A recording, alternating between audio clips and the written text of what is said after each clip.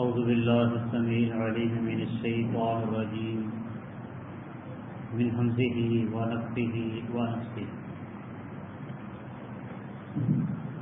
وَلَقَدْ آتَيْنَا مُوسَى الْكِتَابَ وَقَفَّيْنَا مِنْ بَعْدِهِ بِالرُّسُلِ وَآتَيْنَا عِيسَى ابْنَ مَرْيَمَ الْبَيِّنَاتِ وَأَيَّدْنَاهُ بِرُوحِ الْقُدُسِ أَفَكُلَّمَا جَاءَكُمْ رَسُولٌ بِمَا لَا تَهْوَىٰ أَنفُسُكُمُ اسْتَكْبَرْتُمْ فَفَرِيقًا كَذَّبْتُمْ وَفَرِيقًا تَقْتُلُونَ۔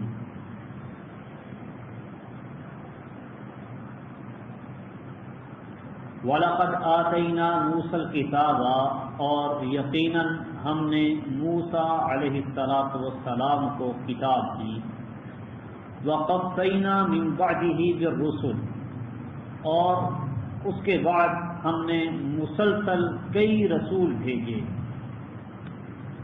وَآتَيْنَا عِيسَى ابْنَ مَرْيَمَ الْبَيِّنَاتِ، اور ہم نے عیسیٰ بن مریم کو معجزات دیے، واضح دلائل دیے، وَأَيَّدْنَاهُ بِرُوحِ الْقُدُسِ، اور ہم نے روح القدس یعنی جبریل امین کے ذریعے ان کی تائید کی، انہیں قوت دی۔ أَفَكُلَّمَا جَاءَكُمْ رَسُولٌ بِمَا لَا تَهْوَىٰ أَنفُسُكُمْ، کیا پھر جب بھی تمہارے پاس کوئی رسول ایسی چیز لایا جسے تمہاری جانیں نہیں چاہتی تھی، استکبرتم، تو تم نے تکبر کیا، فَفَرِيقًا كَذَّبْتُمْ، تو ایک گروہ کو تم نے جھٹلا دیا، وَفَرِيقًا تَقْتُلُونَ، اور ایک گروہ کو، ایک فریق کو تم قتل کر دیتے رہے۔ بنی اسرائیل پر اللہ سبحانہ و تعالیٰ کے انعامات و احسانات کا تذکرہ چل رہا تھا، تو اس میں اللہ سبحانہ و تعالیٰ نے چند ایک اور نعمتیں بھی بنی اسرائیل کی وہ گنوائی ہیں اور ان کی نافرمانیاں بھی واضح کی ہیں۔ اللہ تعالیٰ فرماتے ہیں کہ موسیٰ علیہ السلام کو ہم نے کتاب دی، تورات انہیں دی گئی، اور اس کے بعد پھر مسلسل رسول بھیجے، قفینا، پے در پے، مسلسل لگاتار ہم نے عیسیٰ علیہ السلام تک مسلسل رسول بھیجے، اور عیسیٰ بن مریم کو بھی واضح دلائل دیے، روح القدس یعنی جبریل امین کے ذریعے انہیں قوت دی، ان کی تائید اور نصرت فرمائی۔ تو یہ سارے احسانات ہیں اللہ رب العالمین کے بنی اسرائیل پر۔ لیکن بنی اسرائیل کا معاملہ کیا ہے کہ جب بھی ان کے پاس کوئی رسول ایسی بات لے کے آتا جن کو وہ پسند نہیں کرتے تھے، بنی اسرائیل کی مرضی کے خلاف اگر اللہ تعالیٰ کا کوئی حکم ہوتا تو پھر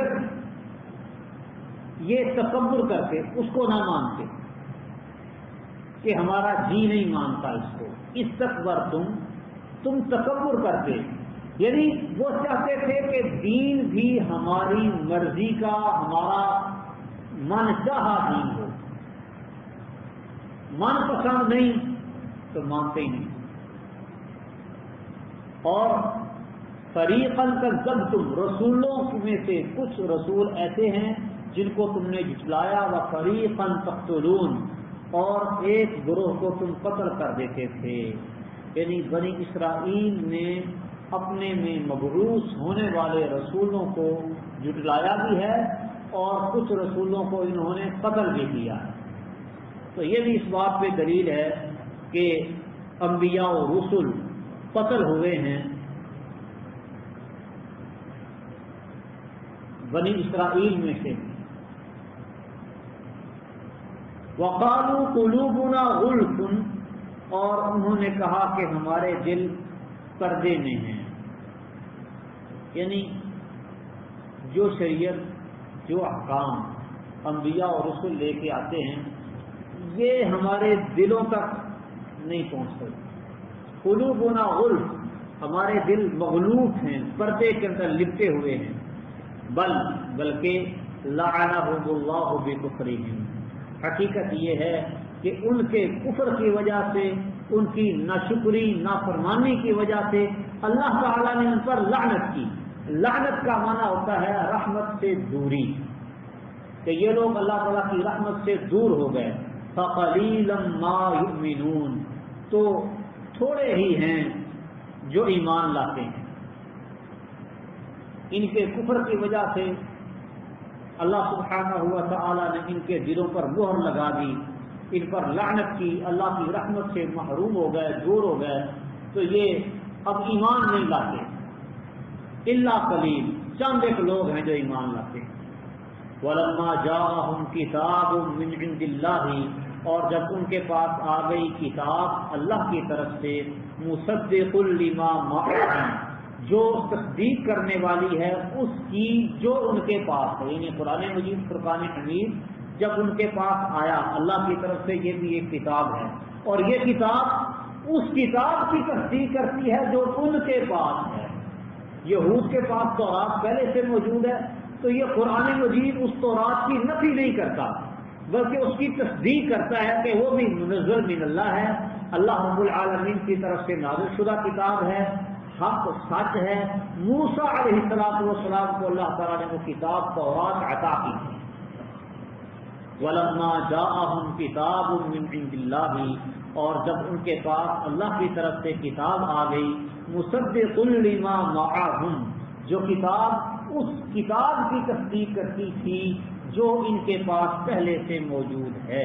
وَكَانُوا مِن قَبْلُ يَسْتَفْتِحُونَ عَلَى الَّذِينَ كَفَرُوا، اور وہ اس سے پہلے کافروں پر فتح طلب کرتے تھے۔ یہ یہودی، جیسے پہلے بھی میں نے وعدے کیا کہ انہوں نے تورات میں پڑھا تھا، نبی کریم صلی اللہ علیہ وسلم کی نشانیاں ان کو معلوم تھیں، ان کو یہ پتا تھا کہ نبی مکہ میں پیدا ہوگا، وہاں اپنی دعوت کا آغاز کرے گا، ابتدا وہاں سے ہوگی، پھر بالآخر وہ ہجرت کر کے مدینے میں پہنچیں گے، یثرب میں، اور یثرب میں آنے کے بعد ان کی جو دعوت ہے وہ قوت پکڑ جائے گی۔ تو یہ لوگ کسی آخر زمان نبی کے انتظار میں یثرب اور اس کے ارد گرد آ کے مقیم ہو گئے تھے یہودی۔ بہت سے قبائل یہود کے مدینہ نبویہ کے ارد گرد دائیں بائیں آباد تھے، اس انتظار میں تھے کہ نبی آخر الزمان ہجرت کر کے یہاں پہ آنا ہے، اور پھر ان سے وعدہ کیا گیا تھا کہ جب یہ نبی آخر الزمان آ جائے گا تو پھر تم اس پر ایمان لے آنا، اس پر ایمان لاؤ گے تو تم پوری دنیا پہ غالب آ جاؤ۔ یہود کو، بنی اسرائیل کو لوگوں نے محکوم بنا کے مغلوب کر کے رکھا ہوا تھا۔ پہلے فرعونیوں نے بڑا ظلم و ستم ان پر ڈھایا، بڑے عرصے تک ان کی غلامی کے اندر رہے، پھر موسیٰ علیہ السلام کے آنے کے بعد نجات ملی، اور پھر صحرائے سینا میں ان کے لیے کھانے پینے کا اللہ تعالیٰ نے سائے کا انتظام کیا، وہ سارے معاملات ہوتے رہے۔ ان کو کہا گیا ارض مقدسہ میں داخل ہو جاؤ، تو یہ کہنے لگے کہ ہم نہیں جاتے۔ انہیں کہا گیا تھا سجدہ کرتے ہوئے داخل ہو جاؤ، تو یہ گھسٹتے ہوئے گئے۔ پھر موسیٰ علیہ السلام نے کہا کہ جہاد کرو، تو کہتے ہیں کہ اتنے جابر لوگوں کے خلاف ہم کیسے جہاد کریں، ہم نہیں جائیں گے۔ فاذهب انت وربك، تو اور تیرا رب دونوں جاؤ، جا کے لڑو، ہم یہاں پہ بیٹھے ہوئے ہیں، جب فتح ہو گئی تو پھر آ جائیں۔ اس طرح کے یہ لوگ کام کرتے رہے، اور آج ان سے یہ وعدہ تھا کہ آخری نبی جب آئے گا وہ مکہ سے یثرب ہجرت کرے گا، تو وہاں پہ اس کی دعوت وہ قوت پکڑے گی، پھر بالآخر وہ آہستہ آہستہ بلکہ بڑی تیزی کے ساتھ دنیا پر غالب آ جائے گا۔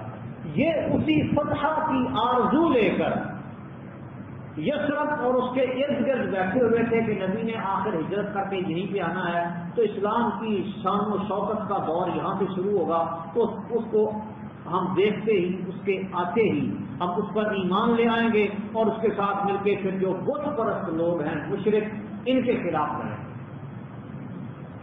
وَكَانُوا مِن قَبْلُ يَسْتَفْتِحُونَ عَلَى الَّذِينَ كَفَرُوا، اور اس سے قبل وہ کافروں پر فتح طلب کرتے تھے۔ اچھا، یثرب یہ مدینے کا پرانا نام ہے، نبی کریم صلی اللہ علیہ وسلم نے اس کا نام بدل کر طیبہ رکھا ہے، طابہ یا طیبہ۔ بلکہ مسند احمد کی ایک روایت ہے، فرماتے ہیں کہ جو آج کے بعد مدینے کو یثرب کہتا ہے وہ اللہ تعالیٰ سے استغفار کرے، من سمى المدینۃ یثرب فلیستغفر اللہ۔ تو نبی کریم صلی اللہ علیہ وسلم کی آمد کی وجہ سے اس طیبہ کا نام مدینۃ النبی یا مدینۃ الرسول پڑ گیا، کہ نبی کا شہر۔ اس شہر کا نام طیبہ ہے، یا طابہ، الف کے ساتھ یا کے ساتھ دونوں طرح ہے۔ یہ نبی کا شہر، مدینۃ النبی یا مدینۃ الرسول۔ 5ویں صدی ہجری میں صوفیوں نے مدینہ نبویہ کو مدینہ منورہ کہنا شروع کر دیا۔ یہ مدینہ منورہ کی جو اصطلاح ہے یہ 5ویں صدی ہجری میں شروع ہوئی ہے۔ اس کا نام مدینۃ الرسول یا مدینۃ النبی، المدینۃ النبویہ، طیبہ، یہ اس کا اصل نام ہے۔ یثرب اس کا پرانا نام ہے، اور مدینہ منورہ یہ صوفیوں کا بنایا ہوا نام ہے 5ویں صدی ہجری کے بعد۔ فلما جاءهم ما عرفوا كفروا به، یہودی چونکہ نبی صلی اللہ علیہ وسلم کو ان کی نشانیوں کی وجہ سے پہچانتے تھے، کتاب کے بارے میں بھی ان کو علم تھا، کیسی کتاب ہوگی، یہ احکامات سب جانتے تھے۔ اب جب جس چیز کو وہ اچھی طرح سے جانتے پہچانتے تھے جب ان کے پاس آ گئی کفروا به، تو انہوں نے اس کا انکار کر دیا۔ نبی کے بھی منکر ہو گئے، قرآن کے بھی منکر ہو گئے، حالانکہ ان پر تورات میں وعدہ تھا، عہد تھا کہ آخر الزمان نبی پر ایمان لانا ہے، اس پر نازل ہونے والی کتاب پر ایمان لانا ہے، اس کی یہ صفات ہیں، یہ نشانیاں ہیں، یہ علامات ہیں، اچھی طرح سے جانتے پہچانتے تھے۔ یعرفونہ کما یعرفون ابناءہم، ایسے جانتے پہچانتے تھے نبی کو جیسے اپنے بیٹوں کو پہچانتے۔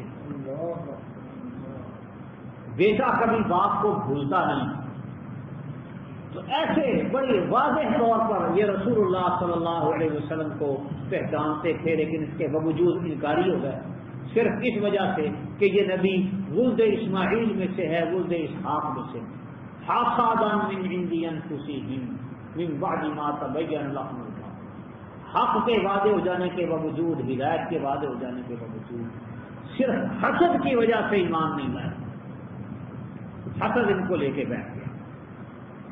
فلعنۃ اللہ علی الکافرین، تو کافروں پر اللہ تعالیٰ کی لعنت ہو۔ بئس ما اشتروا به انفسهم ان يكفروا بما انزل الله بغيا ان ينزل الله من فضله على من يشاء من عباده۔ بئس ما، وہ چیز بہت ہی بری ہے، اشتروا به انفسهم، جس کے بدلے انہوں نے اپنی جانوں کو بیچ ڈالا، جس چیز کے بدلے انہوں نے اپنی جانوں کا سودا کر لیا، اپنی جانوں کو بیچ ڈالا، وہ چیز بہت ہی بری ہے۔ وہ کیا کہ ان یکفروا بما انزل اللہ، کہ انہوں نے اللہ تعالیٰ کی نازل کردہ شریعت، اللہ کی نازل کردہ وحی، اللہ کی نازل کردہ کتاب کا کفر کیا، انکار کیا، بغیاً، صرف بغاوت کرتے ہوئے، سرکشی کرتے ہوئے، ان ينزل اللہ من فضلہ علی من یشاء من عبادہ، کہ اللہ تعالیٰ اپنے فضل سے اپنے بندوں میں سے جس پر چاہے وہی نازل کرے۔ یہ اللہ کا اختیار ہے، اللہ جس پر چاہے وہی نازل کر دے، نبی بنا دے، اللہ کو کون پوچھنے والا ہے۔ اب اس حسد کی وجہ سے یہ سرکشی پہ اتر آئے کہ اللہ تعالیٰ کی نازل کردہ وحی کا انہوں نے انکار صرف اس وجہ سے کیا کہ اللہ تعالیٰ نے اپنی مرضی سے نبی بنا دیا، ہماری مرضی کا نبی کیوں نہیں آیا؟ تو یہ ان لوگوں کی حالت تھی۔ پیچھے بھی اللہ تعالیٰ نے یہی فرمایا، اَفَكُلَّمَا جَاءَكُمْ رَسُولٌ بِمَا لَا تَهْوَىٰ أَنفُسُكُمْ اسْتَكْبَرْتُمْ، رسول کوئی ایسی شریعت، ایسا حکم لے کے آئے جو تمہیں پسند نہ ہو، آگے سے اکڑ جاتے تھے۔ تکبر کرتے. اب رسول اللہ نے اپنی مرضی کا چن لیا. ان کا دماغ ان کا ذہن یہ تھا کہ اسحاق علیہ السلام سے لے کے عیسیٰ علیہ السلام تک سارے انبیاء اور رسول کی جو لڑی ہے ساری ولد اسحاق میں تھے. اسحاق علیہ السلام کے بیٹے تھے یعقوب علیہ السلام, اور یعقوب کی اولاد کا نام ہے بنی اسرائیل. اسرائیل یعقوب علیہ السلام کا لقب ہے. تو سارے انبیاء بنی اسرائیل میں سے آئے ہیں, یعقوب کی اولاد میں سے. انہیں یہ خار تھا, یہ حسد تھا کہ ہمارے دادا اسحاق کی اولاد میں سے کیوں نہیں نبی ہوا, اسماعیل کی اولاد میں سے کیوں ہو گیا. فباؤوا بغضب علی غضب, وہ غضب در غضب کے ساتھ لوٹے. اللہ کا ان پر غضب در غضب ہوا. وللکافرین عذاب مہین, اور کافروں کے لیے رسوا کن عذاب ہے. مہین ایسا عذاب جس میں بندے کی اہانت ہو, توہین ہو, رسوائی ہو. وَإِذَا قِيلَ لَهُمْ آمِنُوا بِمَا أَنزَلَ اللَّهُ, اور جب انہیں کہا جائے کہ اس چیز پر ایمان لاؤ جو اللہ نے نازل کی ہے. کیا کہا جا رہا ہے؟ جو کچھ اللہ نے نازل کیا ہے اس پر ایمان لے آؤ. اب اللہ تعالیٰ نے بہت سی کتابیں نازل کی ہیں, بہت سی وحی اللہ نے نازل کی ہے. موسیٰ علیہ السلام کو تورات دینے سے پہلے بھی اور ان کو تورات دینے کے بعد بھی بے شمار وحی اللہ تعالیٰ نے نازل کی. اور جب ان کو کہا جائے آمنوا بما انزل اللہ, چلو یہ کہہ دو کہ جو کچھ اللہ نے نازل کیا اس پر ایمان لے. کہتے ہیں قالوا نؤمن بما انزل علینا, جو ہم پر نازل ہوا ہے ہم اس پر ایمان لاتے ہیں. یعنی تورات اللہ نے ہم پر نازل کی ہے اس کو ہم مانتے ہیں. یعنی اللہ تعالیٰ کی نازل کردہ وحی کو بھی مطلق نہیں, مقید طور پہ مانتے ہیں. الاطلاق, غیر مشروط نہیں. آج بھی قوم کی گمراہی کا سبب بھی یہ ہے کہ وحی الہی پر غیر مشروط ایمان نہیں ہے کسی کا. یہ سورہ امتیاز اللہ تعالیٰ نے صرف اہل الحدیث کو دیا ہے کہ یہ اللہ تعالیٰ کی وحی پر غیر مشروط ایمان لاتے ہیں. جو بات وحی الہی میں آ گئی مان لی بات, اور کسی اور کی طرف دیکھتے ہی نہیں. اہل الحدیث کے علاوہ باقی سب نے, کسی نے ایک تو کسی نے کئی ایک اپنے بڑے بنائے ہوئے کہ قرآن کی وہ تفسیر مانیں گے جو سلف صالحین نے کی ہے, بس اگر نہیں کی تو نہیں مانیں گے. حالانکہ قرآن تو قیامت تک کے لیے ہے, نت نئے مسائل کا حل اللہ نے قرآن میں رکھا ہوا ہے جو سلف صالحین کو بیچاروں کو پتہ بھی نہیں تھا کہ یہ بھی دنیا میں معاملات ہونے. اہل الحدیث کا یہ سورہ امتیاز ہے کہ وہ کسی کو خاطر میں نہیں لاتے. اللہ رب العالمین کی وحی کو مانتے ہیں غیر مشروط طور پر. ایک لطیفہ یاد آ گیا. موزان میں ایک جگہ کچھ لوگ وہ جمع ہو کے کوئی درس وغیرہ کا اہتمام کرتے تھے, تو ذہن ان کا وہی تکفیریوں والا. مجھے ایک شاگرد نے کہا کہ وہاں پہ کچھ لوگ آتے ہیں, اس طرح کے درس دروس ہوتے ہیں, تو وہ ہمیں سمجھ نہیں آتی وہ کیا کہتے ہیں. وہ عجیب عجیب طرح کی باتیں کرتے ہیں, آپ آئیں سنیں کہ چلو ہمیں بتائیں کہ ان کی باتیں ٹھیک ہے کہ نہیں. میں نے کہا چلو ٹھیک ہے چلے جاتے ہیں. چلے گئے وہاں پہ. ایک مولوی صاحب تھے مجاہد اسلام آباد کے, انہوں نے وہاں پہ درس دیا, اور درس کے دوران کچھ عجیب و غریب قسم کی باتیں کی. ان میں سے ایک بات یہ بھی تھی کہ قبروں کو پختہ کرنا, انہیں اونچا بنانا, قبروں کو پکا کرنا اور انہیں اونچا بنانا یہ مکروہ ہے, حرام نہیں. میں نے کہا یہ تو معاملہ بڑا خطرناک ہے. مکروہ کہتے تو مطلب ہے سمجھے جواب دے دی. تو میں نے کہا نبی کریم صلی اللہ علیہ وسلم کی حدیث واضح ہے, آپ نے منع کیا ہے قبروں کو پکا کرنے سے, قبروں پر لکھنے سے, قبروں پر بیٹھنے سے, قبروں کو اونچا بنانے سے. حضرت علی رضی اللہ تعالیٰ عنہ کو بھیجا تھا کہ جو بھی اونچی قبر نظر آئے اس کو برابر کر دو باقی حکم ہے نبی صلی اللہ علیہ وسلم، اور جس کام کا حکم اللہ یا اللہ کا رسول دے وہ کام فرض ہوتا ہے، جس کام سے اللہ یا اللہ کا رسول روکے وہ کام حرام ہوتا ہے، موٹی سی بات ہے۔ تو کہنے لگا کہ اس حدیث کا جو معنی آپ نے سمجھا ہے کیا سلف میں سے بھی کسی نے سمجھا ہے؟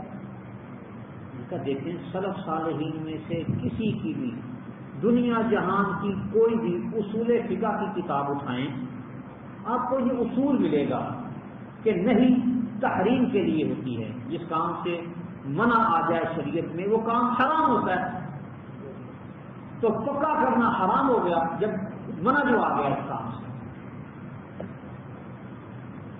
کہتا نہیں سلف میں سے کسی کا قول ہوگا تو ہم مانیں گے وگرنہ نہیں مانتے۔ اب یہ دیکھیں انتہا کہاں تک ہے، یعنی اللہ کا حکم آ گیا، اللہ کے نبی کا حکم آ گیا، اس کی وہ اہمیت نہیں، سلف میں سے کسی نے کہا ہوگا تو مانیں گے وگرنہ نہیں مانیں۔ میں نے کوئی 4-5 منٹ اس پہ نہ لگائے یہاں پر اچھی طرح خوب رگڑا، جب وہ اس بات پہ پکا ہو گیا نا کہ یہ حرام نہیں مکروہ ہے، کیونکہ آج سے پہلے کسی نے بھی اس کو حرام نہیں کہا، میں نے کہا اچھا۔ امام شوکانی رحمہ اللہ کا ایک رسالہ ہے چھوٹا سا کتاب کا، شرح الصدور بتحریم رفع القبور، سینوں کی ٹھنڈک اس بات کے ساتھ کہ قبروں کو اونچا کرنا حرام ہے۔ انہوں نے اپنی کتاب کا نام یہ رکھا ہے شرح الصدور بتحریم رفع القبور۔ سلف نے تو کتابیں اس موضوع پہ لکھ دی ہیں کہ یہ حرام ہے، وہیں پہ ٹھنڈا ہو گیا کہ ٹھیک ہے اگر سلف نے کیا تو مان لیتے ہیں۔ یعنی کس قدر عجیب و غریب قسم کا نظریہ ہے کہ اللہ کے رسول نے کہا ہے بات واضح ہے مان لو، ہاں بڑے کسی نے کہا ہوگا تو مان لیں گے، یعنی اللہ اور اللہ کے رسول کی بھی ماننی ہے کب جب بڑے کہیں، بڑے نہیں کہیں گے تو اللہ کے رسول کی نہیں ماننی۔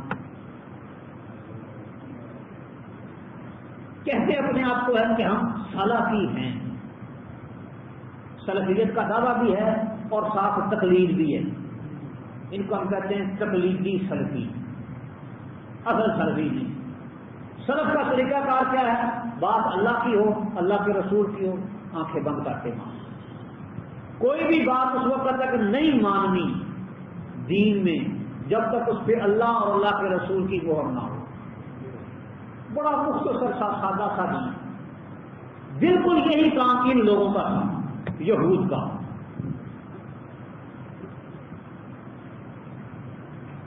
کہتے ہیں نؤمن بما انزل علینا، ہم وہ مانتے ہیں جو ہم پر نازل کیا گیا، باقی وحی نہیں مانتے۔ غیر مشروط طور پر وحی پر ایمان نہیں، مشروط ایمان ہے ہم پر نازل کیا جائے گا، بنی اسرائیل پر ہم مانیں گے، جو بنی اسرائیل پر نازل نہیں مانتے۔ وَيَكْفُرُونَ بِمَا وَرَاءَهُ، اور اس کے علاوہ جو ہے اس کا وہ کفر کرتے ہیں، انکار کرتے ہیں، یعنی کہ جو وحی ہم پر نازل ہوئی وہ مانتے ہیں، جو ہم پر نہیں نازل ہوئی اس کا انکار۔ وَهُوَ الْحَقُّ، حالانکہ وہ وحی جو بنی اسرائیل پر نازل نہیں ہوئی یعنی قرآن مجید نبی کریم صلی اللہ علیہ وسلم پر نازل ہونے والی وحی وہ بھی حق ہے، مصدقا لما معہم، اور وہ وحی اس چیز کی تصدیق کرنے والی ہے جو ان لوگوں کے پاس بنی اسرائیل پر اللہ نے جو نازل کیا ہے، قرآن مجید فرقان حمید اس کی تصدیق کرتا ہے، تائید کرتا ہے۔ قل فلم تقتلون انبیاء اللہ من قبل ان کنتم مؤمنین، کہہ دیجئے کہ تم اس سے پہلے نبیوں کو قتل کیوں کرتے رہے ہو اگر تم مومن ہو۔ کہتے ہیں نا کہ جو ہم پر نازل ہوا ہے ہم اس کو مانتے ہیں۔ تو موسیٰ علیہ السلام کے بعد بنی اسرائیل میں عیسیٰ علیہ السلام تک کتنے انبیاء اور رسول آتے رہے ہیں، ان میں سے بھی کئی رسولوں کو انہوں نے جھٹلایا، کئیوں کو قتل کیا۔ تو اگر اپنے اس دعوے نؤمن بما انزل علینا میں تم سچے ہو تو پھر نبیوں کو قتل کیوں کیا؟ حقیقت یہ ہے کہ جو تم پر نازل ہوا ہے تم اس کو بھی نہیں مانتے. وَلَقَدْ جَاءَكُم مُوسَىٰ بِالْبَيِّنَاتِ، اور البتہ تحقیق موسیٰ علیہ السلام تمہارے پاس واضح دلائل لے کے آئے. ثُمَّ اتَّخَذْتُمُ الْعِجْلَ مِن بَعْدِهِ وَأَنْتُمْ ظَالِمُونَ. اب اللہ تعالیٰ دلوا رہا ہے کہ تم نے کیا کیا نہیں مانا. ثُمَّ اتَّخَذْتُمُ الْعِجْلَ مِن بَعْدِهِ، پھر اس کے بعد تم نے بچڑے کو معبود بنا لیا. وَأَنْتُمْ ظَالِمُونَ، اور تم تو ظالم ہو. موسیٰ علیہ السلام نے فرعون سے نجات دلائی نے اللہ کے حکم سے، لے کے گئے صحرائے سینا میں ٹھہرایا، خود کو طور پہ گئے کتاب لینے، تو پیچھے سے بچڑا بنا کے اس کی عبادت شروع کر دی. شرک سے تو نکالا تھا، پھر شرک کے اندر گر گئے. وَإِذْ أَخَذْنَا مِيثَاقَكُمْ وَرَفَعْنَا فَوْقَكُمُ الطُّورَ، اس کا ذکر بھی پیچھے بھی گزرا ہے. اور جب ہم نے تم سے پختہ وعدہ لیا، تم پر طور کو بلند کیا، طور پہاڑ لا کے اوپر کھڑا کر دیا. خذوا ما آتیناکم بقوۃ، کہ جو کچھ ہم نے تم کو دیا اس کو مضبوطی سے پکڑو. اس کی طرف اللہ تعالیٰ اشارہ فرما رہے ہیں. خذوا ما آتیناکم، جو کچھ ہم نے تم کو دیا اس کو پکڑو. بقوۃ، قوت کے ساتھ. واسمعوا، اور سنو. قالوا، تو انہوں نے کہا سمعنا، ہم نے سنا. وعصینا، اور نافرمانی کی. سننے کے بعد مانا نہیں. عصینا، سن لیا ہم نے، نہیں مانتے. ایسا تکبر اور ہٹ کرنی. وَأُشْرِبُوا فِي قُلُوبِهِمُ الْعِجْلَ بِكُفْرِهِمْ، اور ان کے کفر کرنے کی وجہ سے بچڑے کی محبت ان کے دلوں کے اندر پلا دی گئی، دلوں میں رچ بس گئی. وہ بچڑا جس کی وہ پوجا کرتے تھے.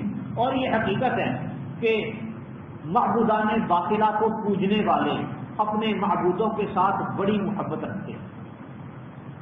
اہل ایمان اللہ تعالیٰ سے اس سے کہیں بڑھ کے محبت کرتے ہیں. والذین آمنوا اشد حبا للہ. تو یہ انہوں نے بچڑے کی پوجا شروع کر دی تو بچڑے کی محبت ان کے دلوں کے اندر رچ بس گئی تھی. قل، کہہ دیجیے، بئس ما یأمرکم بہ ایمانکم ان کنتم مؤمنین، کہ جس چیز کا حکم تمہیں تمہارا ایمان دے رہا ہے وہ بڑی بری ہے اگر تم مومن ہو. کہتے ہیں نا کہ جو کچھ ہمارے اوپر نازل ہوا ہے ہم اس پر ایمان لاتے ہیں، تو تمہارا ایمان تمہیں یہ کہتا ہے کہ جس چیز کا اللہ نے حکم دیا اس کو جھٹلاؤ. اللہ کی وحی جو نبی لے کے آئے ان کو قتل کر دو. عجیب ایمان ہے تمہارا. بئس ما یأمرکم بہ ایمانکم، تمہارا ایمان جس چیز کا تمہیں حکم دیتا ہے وہ بہت ہی بری چیز ہے.